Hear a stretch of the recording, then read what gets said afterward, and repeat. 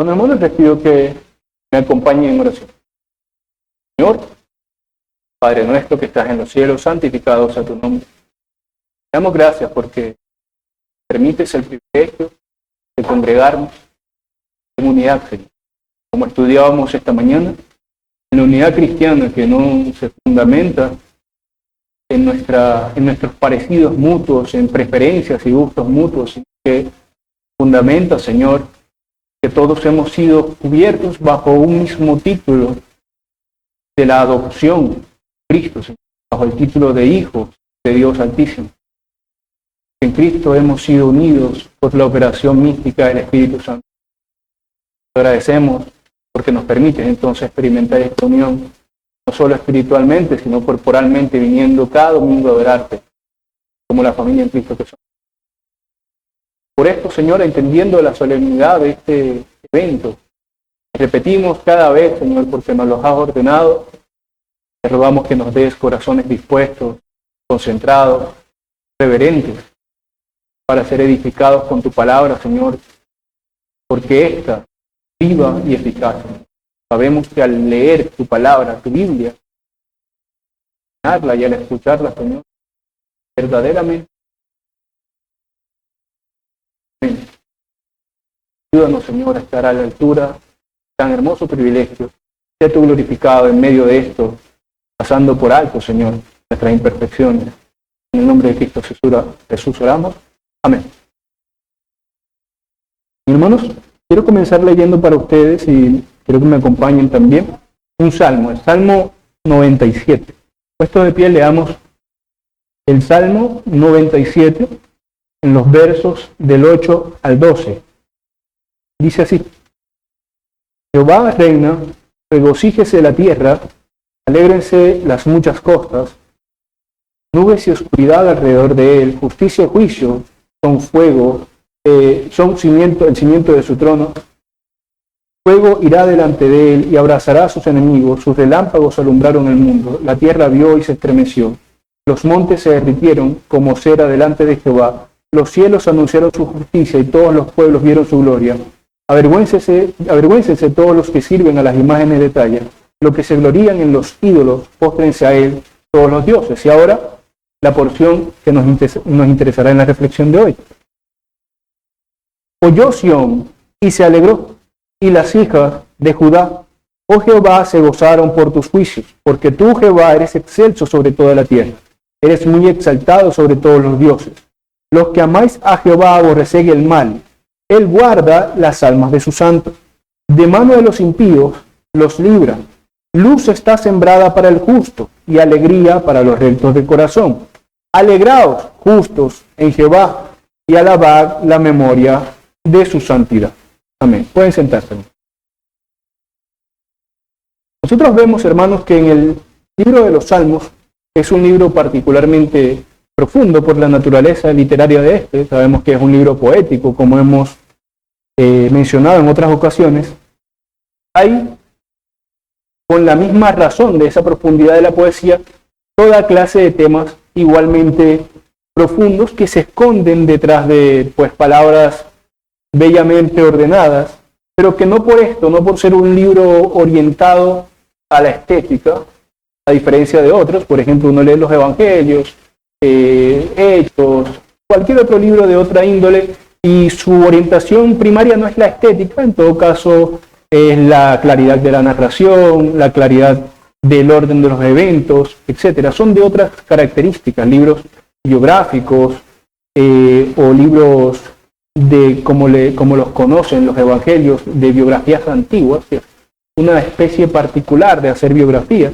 Esos eran los evangelios, ¿no? De alguna forma narrar eventos históricos, no como estamos acostumbrados de principio a fin con cada detalle, sino tomando los elementos más importantes y dándolos. Sin embargo, los salmos no son así. Los salmos, los proverbios, muchos libros en el Antiguo Testamento no son así, sino que están orientados a que a través de la estética, de la belleza, de imágenes vívidas, como podemos ver en libros proféticos como Apocalipsis, ¿no? A través de imágenes vívidas, sin ser explícitos en lo que dicen, transmitir ideas que sí son profundas, y que finalmente, como símbolos que son estas ideas, llegan a nuestros corazones. Vemos imágenes, fuego, humo, vemos imágenes que en nuestras conciencias se asientan para comunicarnos el sentido que tienen y que rápidamente podamos sentirnos tocados de manera profunda por estas imágenes, como vemos que hacen en el Salmo. Cuando nosotros estudiamos cuidadosamente las Escrituras, queda claro que el beneficio del plan divino, para ir ya aterrizando al tema este, siempre fue pensado para que fuera recibido universalmente. Es decir, sabemos que no todos serán salvos, ¿no? Pero el beneficio del plan divino desde el principio siempre se planificó para que gente de todo tipo y de todo lugar pudiera recibirlo. Entonces, en eso significa que fue planificado para ser universalmente. Por ejemplo, el Señor le dijo a Abraham, en una de sus reafirmaciones del pacto, le dijo a Abraham que si podía contar las estrellas, si podía contar los granos de arena, entonces también podría contar su descendencia, ¿no? Hablando de lo prolífica que iba a ser la descendencia de Abraham en términos espirituales, porque sabemos por Pablo que los hijos de Abraham no son los que lo son según la carne, sino los que lo son en Cristo, los hijos, dice Pablo, según la promesa. Entonces, esa era la idea que le daba Dios a Abraham, no es contable, porque no hay un límite en donde tú digas esta etnia o aquella etnia será salvada, sino que, aunque en parte de forma misteriosa en el Antiguo Testamento, vemos que ahí estaba la idea, que luego en el Nuevo Testamento se aclaró, que Dios siempre tuvo provisión para todos, para los judíos, pero también para los gentiles. Diría Pablo, al judío primeramente, pero también al gentil. Dios siempre tuvo provisión para toda, en palabras bíblicas, toda lengua y nación, como dice Apocalipsis, gente de toda lengua y nación.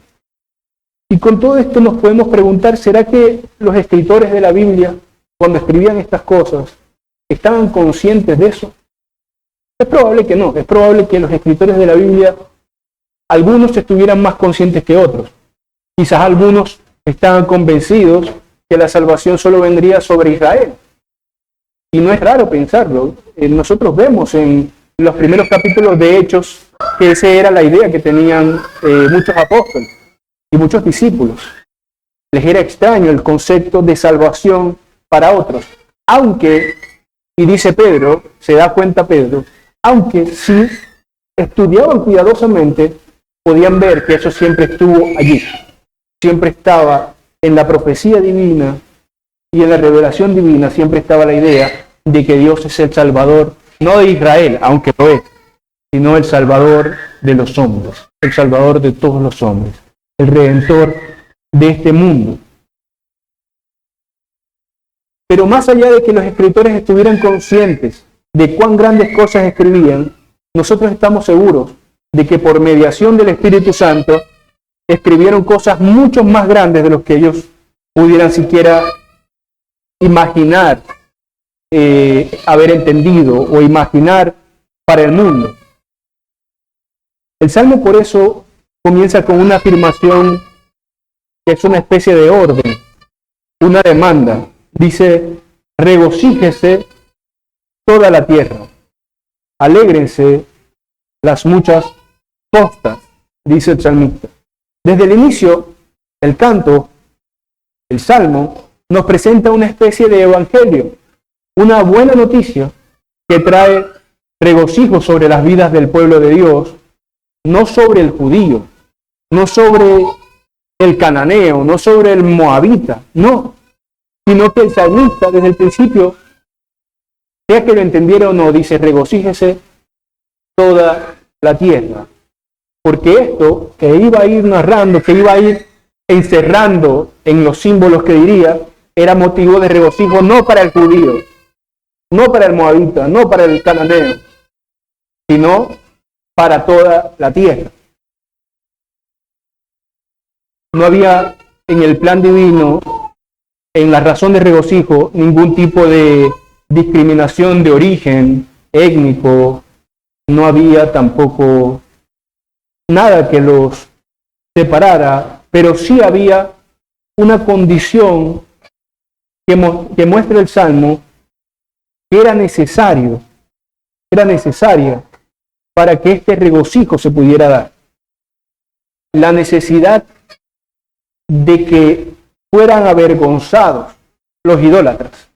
Recuerden que eso lo dice el Salmo.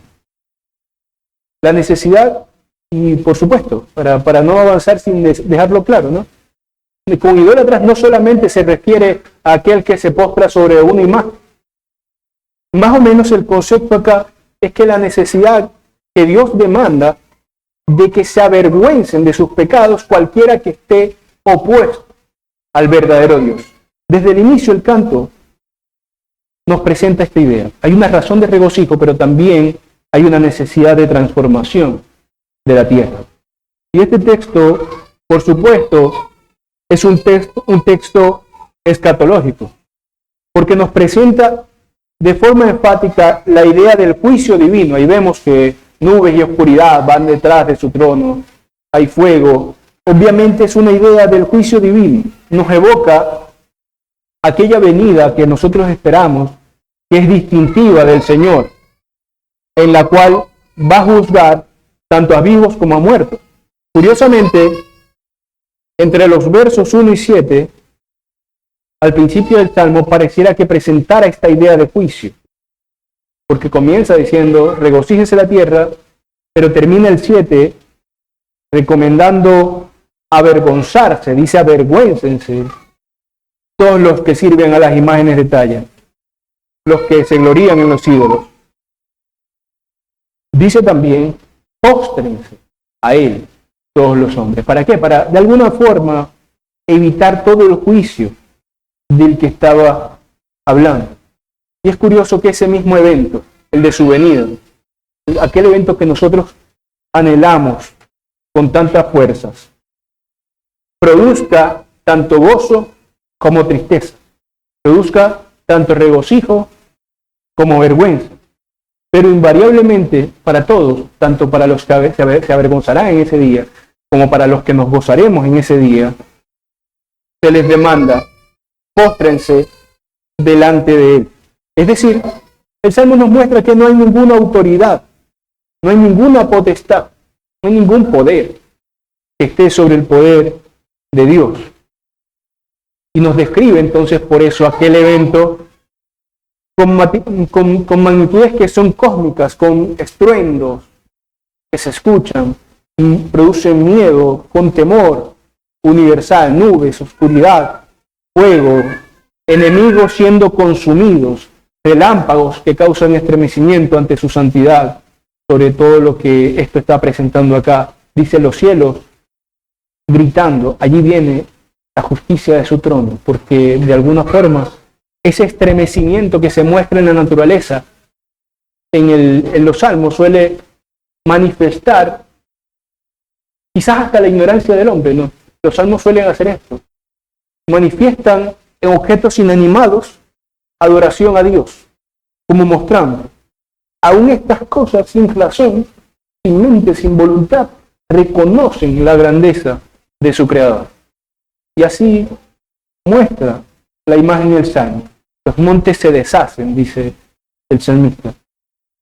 Así que él quiso dejar, el salmista, una cosa clara: la presencia de la santidad de Dios es estremecedor, es impactante.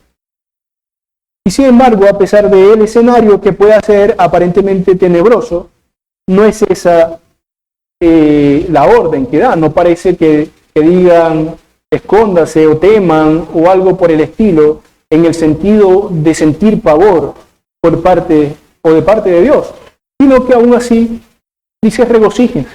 O sea, cuando vean todas estas cosas, este trono de fuego con humo, regocíjense. Hay una razón de gozo detrás de todo esto, porque cuando veamos eso, figurativamente hablando, cuando Cristo venga como conquistador y como juez y castigador, aunque hay un lado de sufrimiento para aquellos que no creyeron, para aquellos que permanecieron en la inmundicia de sus pecados, para todo aquel que no se rindió a Cristo. Realmente es un día de gozo, porque cualquier pena que nosotros nos imaginemos acabará ese día. Será un día en que el Señor restaurará todas las cosas, como dicen las Escrituras. Y por eso es que a pesar de todo ese preámbulo de terror, dice el 8, oyó Sión y se alegró, porque hay una razón de la cual alegrarse. Esto es importante. El Evangelio se hace más dulce cuando nosotros entendemos las consecuencias de no aceptarlo. Se hace más dulce cuando nosotros entendemos que el Señor, Dios, Cristo, es justo y juzgará a las naciones. Nosotros no hacemos ningún favor a la fe cristiana cuando algunas denominaciones cristianas presentan a Cristo como un hombre tan condescendiente que nunca castigará a nadie por su pecado. Ese no es Cristo.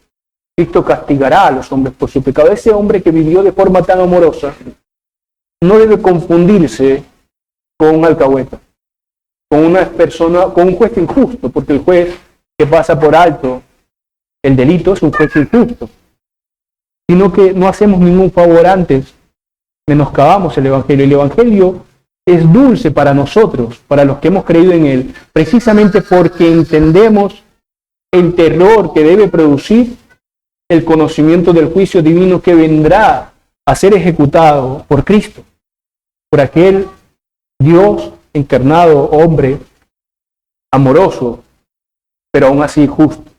Y por eso, aunque todo este escenario es estremecedor, puede dar miedo del fuego del trono, el salmista, aún en el 8, dice, oyó Sión y se alegró, y las hijas de Judá, oh Jehová, se gozaron por tus juicios.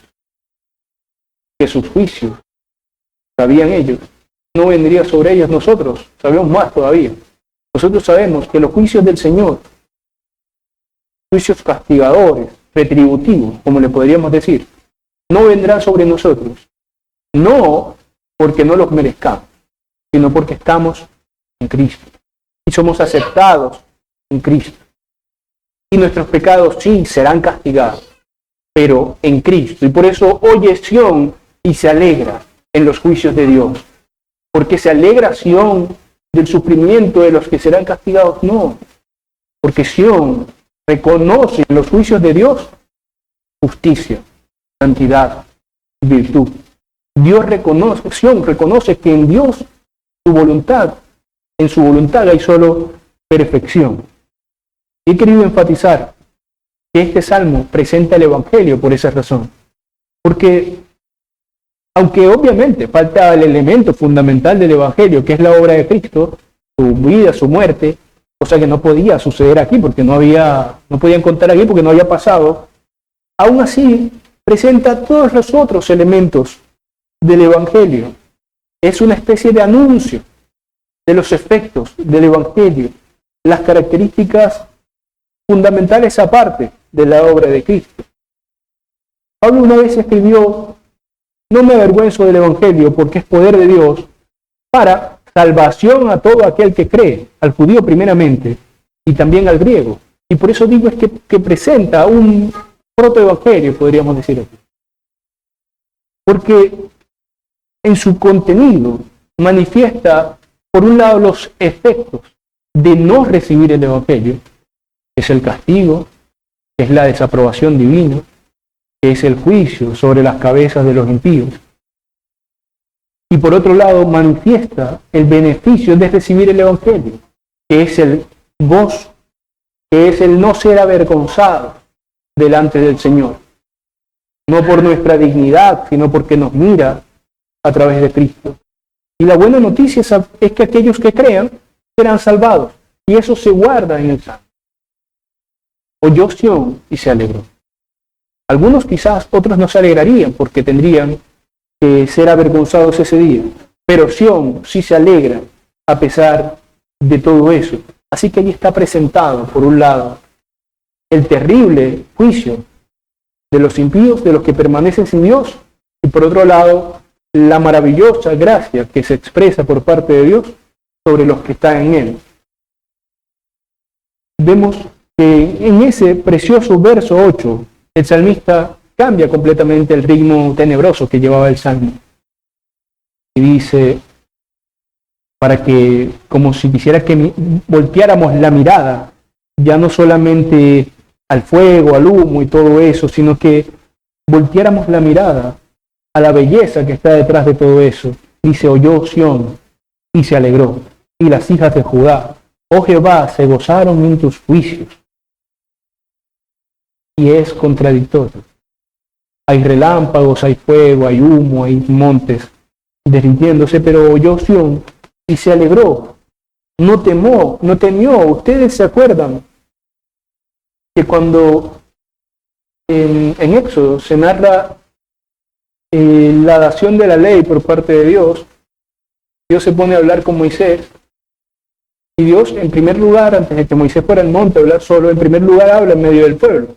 ¿Recuerdan que el pueblo no entendía, escuchaba como una voz de estruendo, y el pueblo se asustó, y el pueblo le dice a Moisés, no, dile que hable contigo, nosotros no queremos escucharlo, que hable contigo y después tú nos dices.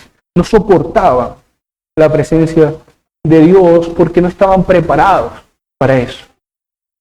Pero en este caso no solo es que haya estruendo, sino un escenario de cataclismo. El mundo parece destruirse, sin embargo, ya no dice Sión, no dice Israel, no dice el pueblo, no queremos escucharte, habla en otro lado y después nos dices, sino que dice que cuando oyó estas cosas Sión, se alegró.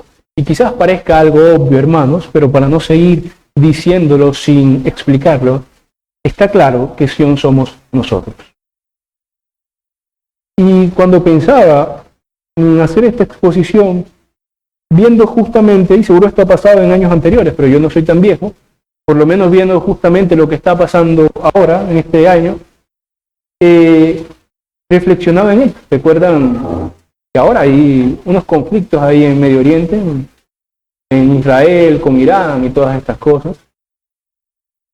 Y sobre la valoración de esos conflictos yo no tengo mucho que decir, no me importa demasiado el tema, pero sí sobre algo particular que siento que muchos cristianos equivocadamente hacen, que siguen mirando en Israel, es decir, en la conformación política que se conoce como el Estado de Israel, alguna especie de relación significativa con el plan divino, aparte de que son hombres como todos y que necesitan la salvación de Dios como todos.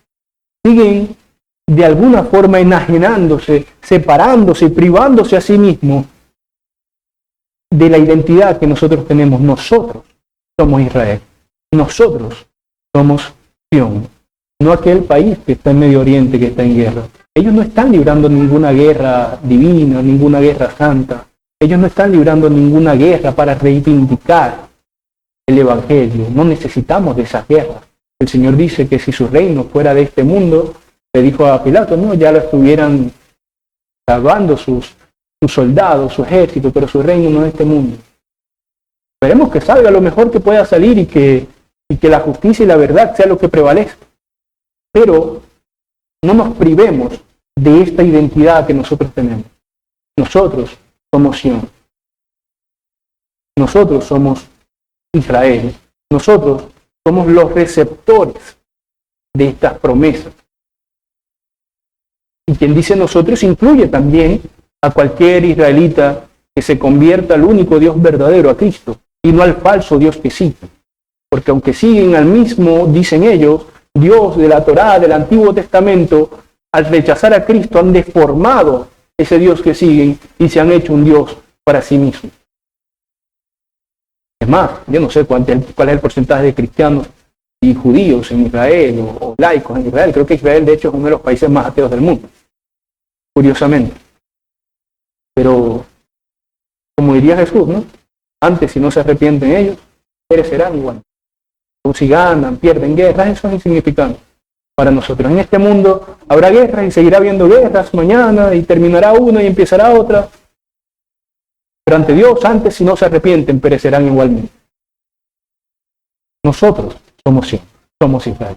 No perdamos eso de vista, porque entonces nos privamos a nosotros mismos de las promesas divinas y pensamos que somos una especie de pueblo de segunda categoría. Somos el pueblo de contingencia de Dios. No, no lo somos. Somos el pueblo verdadero de Dios, el pueblo de la promesa. Nosotros y cualquier israelita que crea en Dios. Ellos, por supuesto, como dice Pablo, el olivo verdadero y nosotros el silvestre, pero ambos injertados en el mismo tronco, en el mismo olivo, que se une en Cristo. Dice, haciendo la comparación con el árbol de la uva, ¿no? Yo soy la vid, vosotros los pampas, ramitas. El que permanece en mí y yo en él, ese lleva mucho fruto. Lo demás no importa. Su origen étnico, todas estas cosas no importan. Él es la vid, nosotros los pampas. Nosotros estamos unidos en torno a Cristo, no en torno a ningún otro hombre, en torno a Dios. Y por eso el Evangelio, al oídos del impío, que permanece en incredulidad, que no se permite convencerse, es locura. Es como una hierba amarga. Porque algunos dicen, no, pero qué Dios tan malvado, ¿no? ¿Por qué no los perdona a todos y ya? No entienden lo que hablan. Es una hierba amarga, por supuesto, porque al estar en ignorancia, se convencen a sí mismos de que no necesitan de nada. Pero ante los oídos de los cristianos, o para seguir con la analogía del salmista, ante los oídos de Sión, es dulce como la miel. El Evangelio es dulce a los oídos del cristiano, porque el cristiano sabe de lo que se ha salvado. No es igual cuando uno se salva por suerte que cuando se salva sabiendo. Por ejemplo, imagínese que usted va pasando por una calle y cuando dio 2 pasos cayó un piano detrás de usted y no se dio cuenta. Y sigue con su vida. Los demás quedan sorprendidos. No, pero usted no se dio cuenta. ¿No? A usted no cayó ningún piano. Pero si se da cuenta que dio un paso y por ese paso no murió, es diferente. Uno reflexiona cuando tiene situaciones cercanas a la muerte. Reflexiona en lo que pudo haber pasado. ¿Y qué pasa si me hubiera dado ese paso? ¿Qué pasa si me hubiera tardado un poco más? ¿Qué pasa si me hubiera tropezado?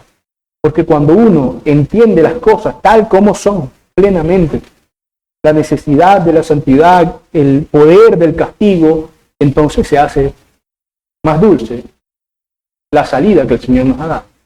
Es una salida en pura gracia.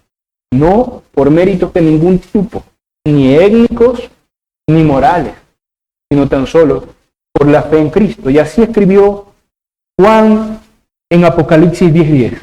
Entonces tomé el librito de la mano del ángel y lo comí, que por supuesto simboliza este librito todo aquello de lo que se habla en Apocalipsis.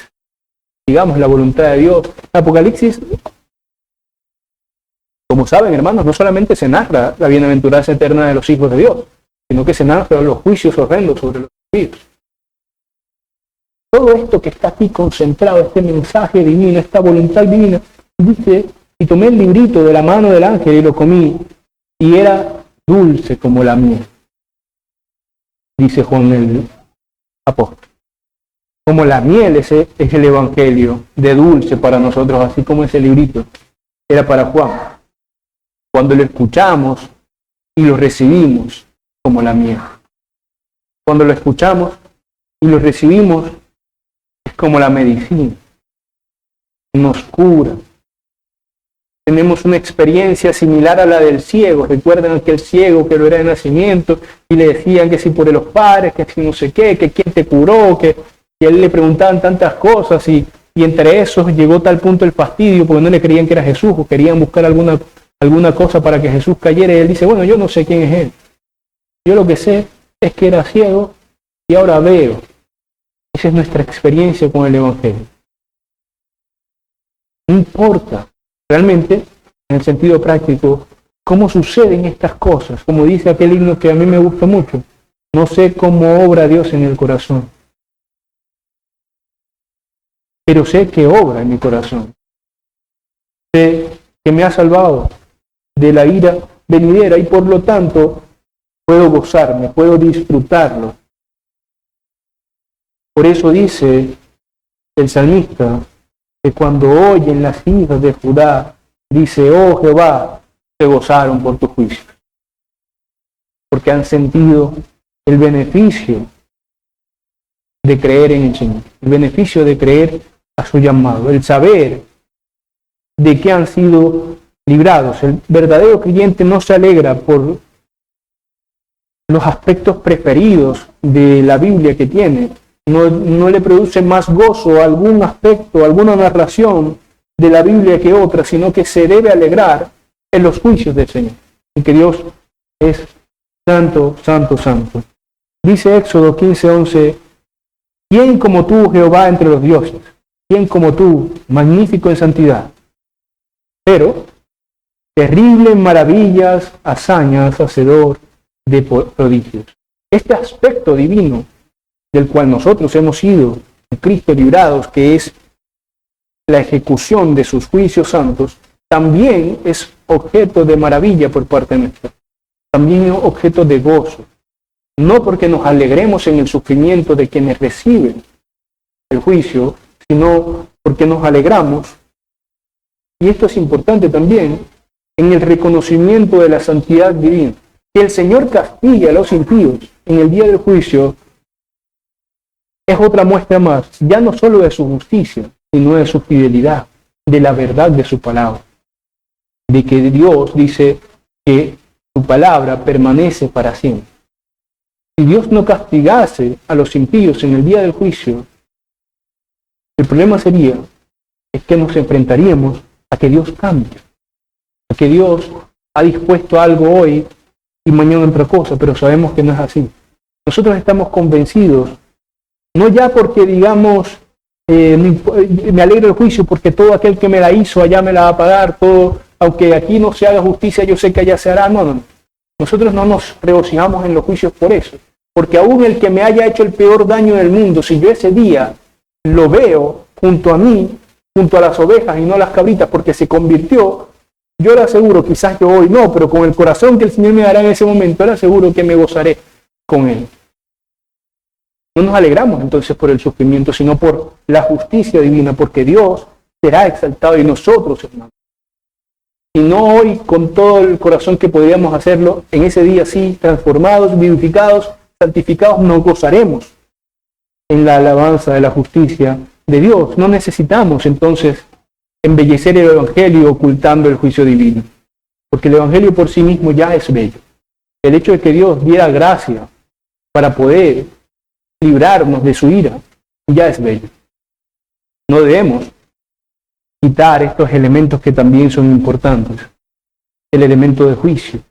No debemos dejar de predicar contra el pecado, utilizando términos bíblicos, no contra la impiedad, contra la enemistad del mundo contra Dios.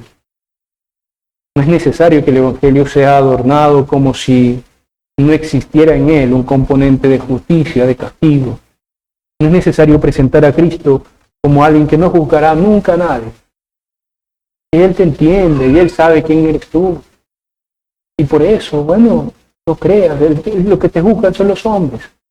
No, es cierto que los hombres te juzgan injustamente muchas veces, pero Cristo no juzga injustamente. Él juzgará verdaderamente.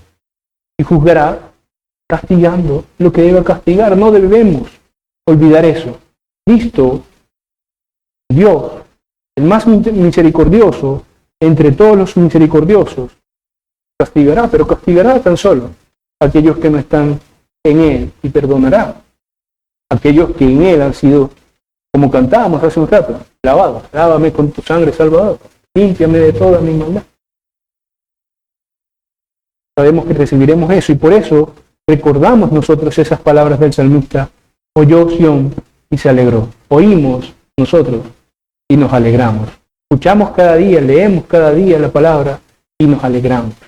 Nos alegramos porque Dios es santo, porque Dios es bueno, porque Dios es misericordioso, porque nos ha librado de su ira, porque ha hecho propiciación por nuestros pecados, porque nos ha santificado, porque condesciende a nosotros, porque a pesar de que seguimos pecando, pesar de que seguimos siendo imperfectos, de que seguimos siendo dignos de su ira porque lo ofendemos con nuestra desobediencia, a pesar de eso, nos regocijamos porque Dios ha perdonado todos nuestros pecados, pasados, presentes y futuros, en Cristo.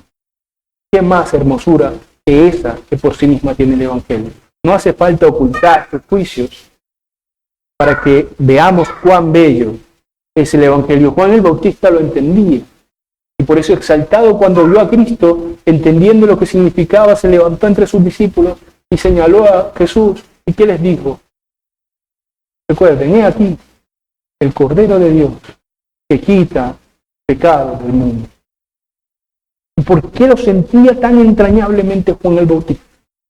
Porque él era el mismo que gritaba generación de víboras. Él era el mismo que estaba preocupado por la situación decadente espiritual de Israel. Juan el Bautista entendía la necesidad que tenía el pueblo, que tenemos nosotros, de la gracia. Por eso cuando vio a Jesús, él no se enfocó en lo cruel y duro del castigo, no. Precisamente él se enfocó en que tenía frente a sus ojos la solución al castigo divino. La única fuente de perdón, el Cordero de Dios que quita el pecado del mundo. El único sacrificio permanente.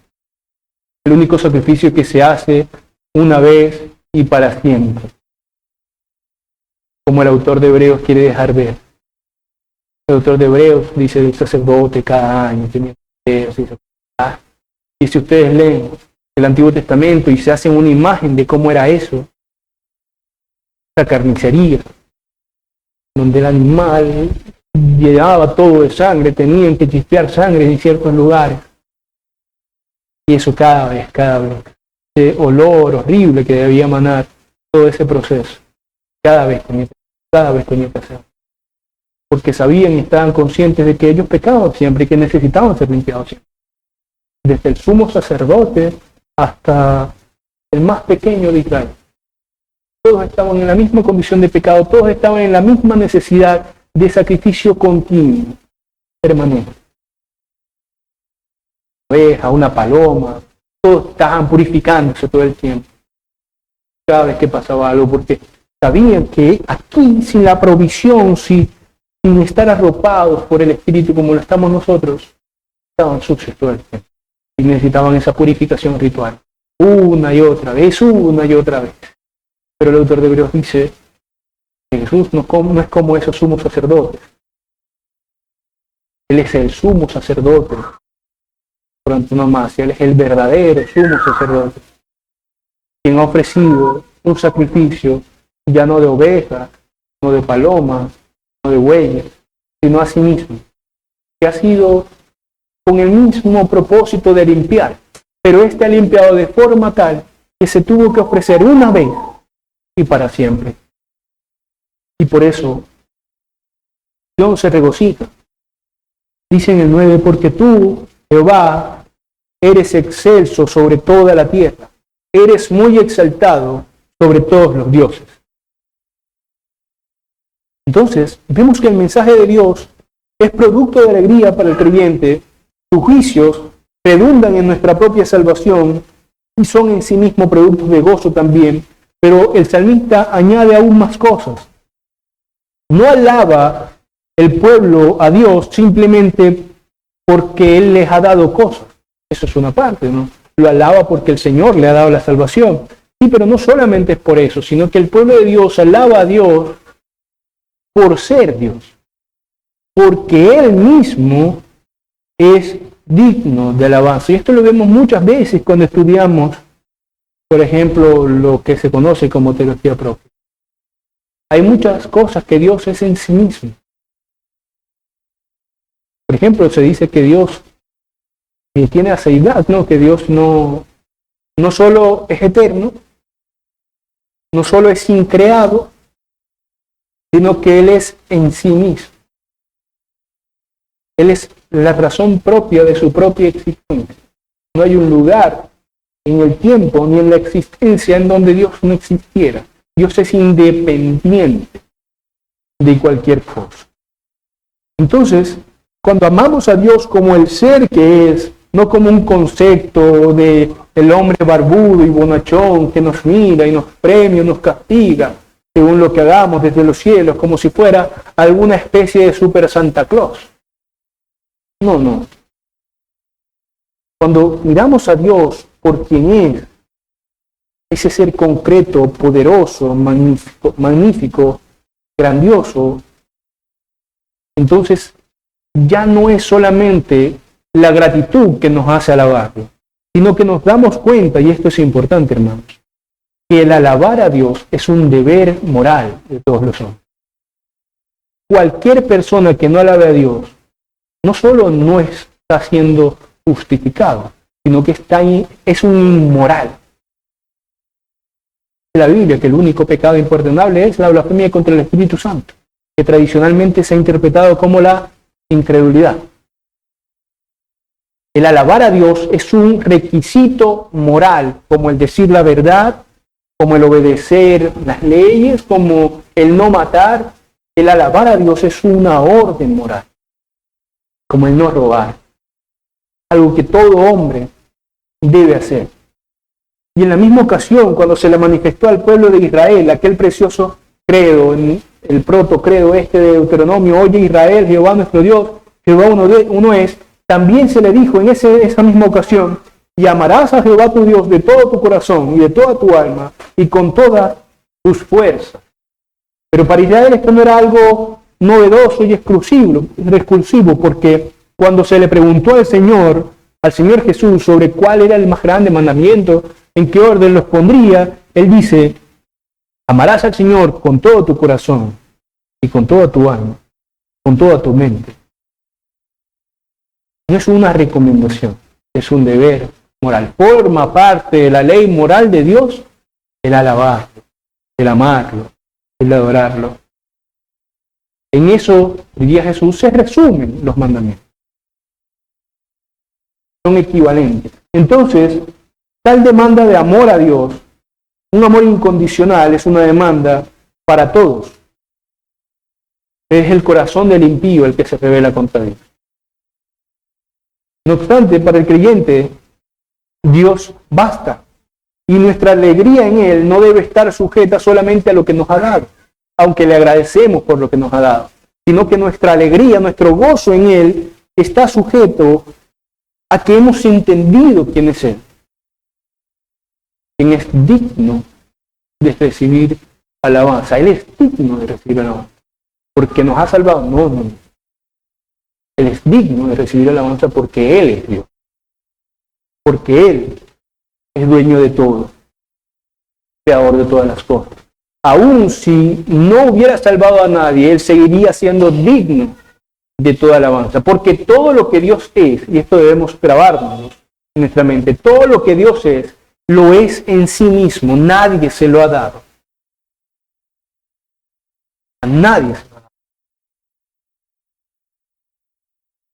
Una de las cosas que decía Dios en Job, reprendiendo a todas las palabras ligeras que se dijeron allí, era: ¿quién ha sido su consejero? ¿Quién aconseja a Dios? Dios no necesita que nadie lo aconseje. De la misma forma, Dios no necesita que nadie le apruebe. Dios no hace las cosas para buscar aprobación. Cuando Dios hizo que el rey Díaz viviera más de lo que él había dicho que iba a vivir, porque intercedió el profeta por él, porque oró. Dios no lo hizo para entrar en gracia con sí. Él lo hizo porque Él es Dios. Por eso hay una fórmula bella en el Antiguo Testamento, que varía, pero se repite en distintas palabras. Cuando Dios ordena cosas, Él dice muchas veces: yo, Jehová. Ese es su firma. Ese es el sello de la importancia de sus órdenes. Yo, Jehová. O vive Dios, o vivo yo de tal cosa. Dice el autor de Hebreos que no teniendo nadie más grande por quien jurar, Dios promete por sí mismo Entonces nosotros no adoramos a Dios, no amamos a Dios únicamente por lo que nos ha dado, aunque por supuesto nuestra gratitud hace que nosotros le amemos por eso, sino que debemos amarlo y así lo amaremos mejor, porque sabemos que Él es Dios y que Él es digno de toda alabanza y de toda honra. Como diría el salmista en el Salmo 18:3, invocaré a Jehová, quien es digno de ser alabado. Esa es la única razón que necesitamos para alabar a Dios. Dice el 10, los que amáis a Jehová, aborreced el mal. Y así vemos otro aspecto también, que ya demanda, no tiene que ver solamente ahora con la adoración que le damos a Dios, sino con las demandas morales y de santidad que se hacen sobre nuestras vidas.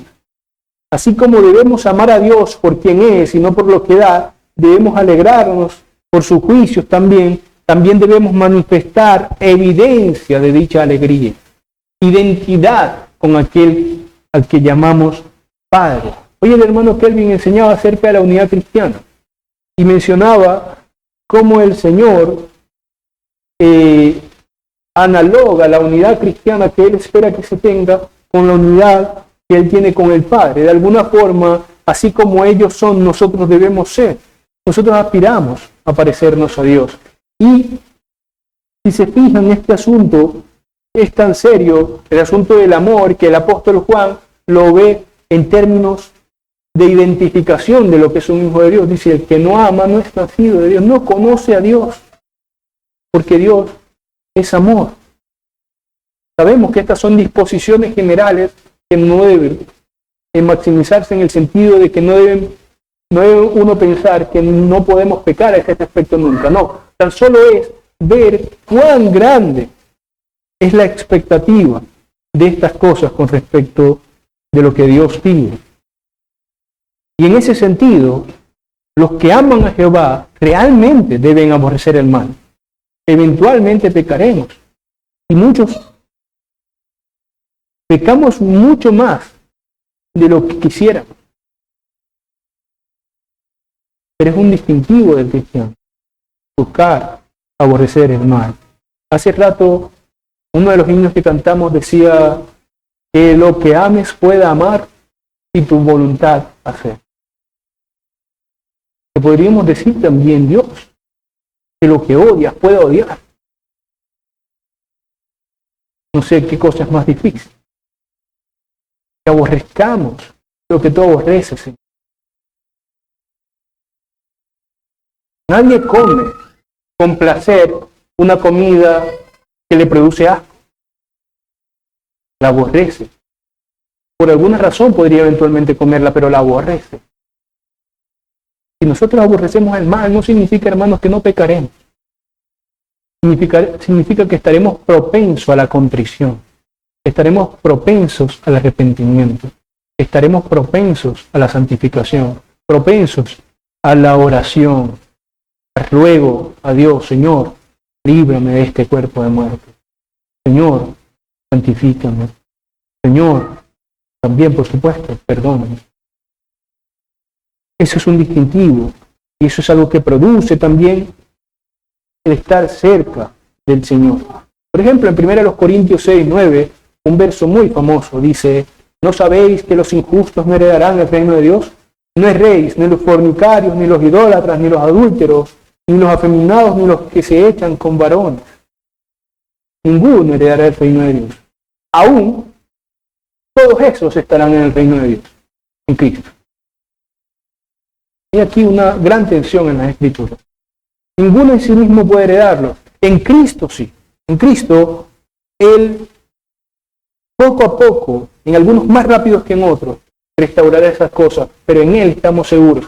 Sin embargo, es claro que todas esas cosas ofenden al Señor. Y por lo tanto, debemos aborrecerlas. Por eso dice Pablo, el que hurtaba, por si es que lo sigue haciendo, el que hurtaba, no hurte más. Cambie, aborrezca el mal, del cual ya fue sacado en su alma. Ahora sáquelo de su cuerpo también, sáquelo de su vida. si tu mano te es ocasión de caer, dice Cristo, corta tu mano, saca tu ojo. Diría yo que es una de las expresiones más potentes de la idea de aborrecer el mal. Yo le pido a Dios, Señor, ayúdame a aborrecer lo que tú aborreces. Quizás termine aborreciéndome a mí mismo. Quiera cambiarme. Y lo haga. Y lo haga porque el Señor escucha las oraciones de los suyos. Porque el Señor nos santifica. Porque el Señor no deja indiferente a nadie que le ruegue por santidad. El Señor no se aparta de sus hijos. Quiero terminar ya refiriéndome a los últimos versos que me falta por describir. Es la otra parte del 10 hasta el 12. Él guarda las almas de sus santos, de mano de los impíos los libra. Luz está sembrada para el justo, y alegría para los rectos de corazón. Alegraos justos en Jehová, y alabad la memoria de su santidad. Entonces, luego de todas estas descripciones escatológicas de juicio de Dios viniendo en trono, que hace el Salmo, y de las demandas morales que hace a los creyentes acerca de aborrecer el mal, termina con un mensaje de consuelo y de una esperanza segura. Se nos presenta la promesa de que Dios guarda a quienes se alegran en Él. Y este mensaje nos insta a todos los creyentes a combatir fervientemente contra el mal, el que está en nosotros y el que está afuera también. Eso es hacer misericordia, por cierto. Nos insta en la misericordia. Misericordia es expulsar de alguna forma, sacar la miseria del otro. Nos insta a ser misericordiosos. Y parte de esa misericordia está, por supuesto, en la predicación del Evangelio. Porque la mayor misericordia que el hombre puede hacer es darle a los otros hombres la salvación, no de sus cuerpos, aunque también debería, sino de sus almas mediante el Evangelio. Si lo quisiéramos decir bíblicamente para aquel, porque hay muchos que dicen, no, que predican y que nada, y se burlan de los creyentes. No, lo que tienes que hacer es darle comida al que tiene hambre. Ves y ayúdale a la calle. Sí, claro. Es necesario que hagas estas cosas sin dejar de hacer lo otro. La más grande misericordia que el hombre puede hacer al otro hombre es presentarle al Evangelio a los impíos. Y todo lo demás, dice Cristo, vendrá por añadidura. Buscad primeramente el reino de Dios y su justicia. Todo lo demás será añadido. Por todo lo demás debemos preocuparnos también, pero luego del reino de Dios y su justicia. Yo debo trabajar por el alimento de mi casa, debo ayudar al que necesita si estoy en las condiciones, pero primero busco el reino de Dios y su justicia. Primero busco que aquel que está en deplorable condición salga de la más deplorable condición en la que está, que es la condición de impío. Luego busco ayudarlo en cualquier otra cosa. La oposición del mundo, por supuesto, ante la predicación, es algo sobre lo que tenemos que estar preparados.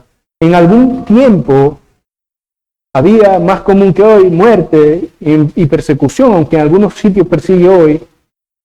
Aunque en estos tiempos no están así, sí puede ocasionarnos esta actitud de predicación constante, quizás rechazo, aislamiento, señalamientos, burlas, en el mundo cada vez más laico en el que vivimos. Sin embargo, así como el creyente debe mostrar al mundo que está en delitos y pecados y que debe caminar hacia Cristo, el mundo por naturaleza será hostil a la iglesia, así que esto no nos debe ni asombrar ni detener. Nosotros debemos demostrar esta misericordia que se nos ha mostrado, porque finalmente tenemos esta promesa segura en Cristo, esto que vimos ahorita, que Él guarda a los suyos, Él guarda las almas de los santos. Y esta promesa de cuidado por parte del Señor va más allá de cualquier cosa que este mundo nos pueda hacer. Va más allá de cualquier necesidad que podamos pasar. Nosotros en Cristo estamos seguros y podemos decir, ya tengo la victoria, como el himno, pues Cristo me salva. Hay un himno que dice, sí, no recuerdo ahorita cuál es. Ya tengo la victoria, pues Cristo me salva. ¿De dónde viene mi victoria? ¿De dónde viene mi esperanza? Dice el verso 11, luz está sembrada para el justo y alegría para los rectos de corazón. De ahí viene mi esperanza, del Señor. Ahí está fundamentada la esperanza de mi vida, la promesa de la bienaventuranza que el Señor nos ha dado. Alegraos justos en Jehová y alabad la memoria de su santidad, porque es precisamente la santidad de Dios la que nos garantiza por su promesa que es infalible, que es perfecta, que es segura. Y por eso el Salmo, a pesar, como decíamos al principio, de presentar un escenario algo sombrío, finalmente termina siendo de esperanza. El regocijo, y recordemos esto ya para terminar y orar, el regocijo que tenemos del Señor no viene de la estabilidad de nuestras vidas, sino de la gran salvación que nos ha dado, de que nos ha recibido con los brazos abiertos, de que nos llama hijos y que nos ve limpios, justos, rectos y santos en Cristo, y eso nadie puede quitarnos.